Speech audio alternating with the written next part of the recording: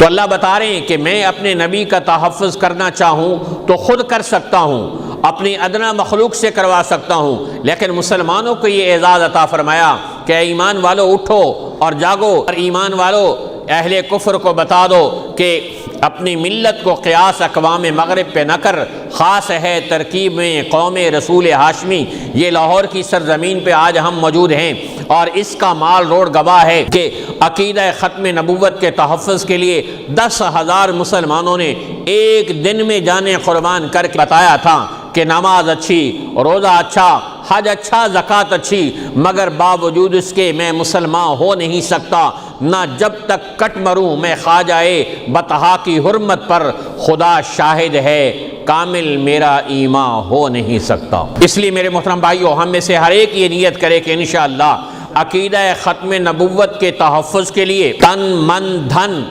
اور خاندان اور اپنی زندگی کی بازی بھی اگر اسے ہارنی پڑی تو یہ ہار نہیں جیت ہوگی، اور وہ اس جیت کو جیت کر دکھائے گا کہ یہ مسلمانوں سے اس بات کا عہد لیا جا رہا ہے کہ مسلمانوں کا عقیدہ اور ایمان ہے کہ ہمارے نبی آخری نبی ہیں، آپ کے بعد کوئی نبی نہیں آئے گا، لہذا عقیدہ ختم نبوت یہ پاکستان کے آئین کا بھی حصہ ہے اور مسلمانوں کے قرآن کا بھی حصہ ہے۔ مسلمان نہ قرآن کو چھوڑ سکتا ہے اور نہ آئین پاکستان میں موجود ختم نبوت کے قانون سے کسی کو چھیڑا چھاڑی کرنے کی اجازت دے سکتا ہے۔ اللہ رب ذوالجلال کی قسم، ابھی تو 22 کروڑ مسلمان اس ملک میں زندہ ہیں، اگر ایک مسلمان بھی پاکستان کی دھرتی پہ باقی رہا انشاءاللہ عقیدہ ختم نبوت کے قانون کو کوئی ہاتھ نہیں لگا سکے گا۔ عقیدہ ختم نبوت کی تحفظ کے لیے جان کی بازی لگانی پڑی لگائیں گے انشاءاللہ،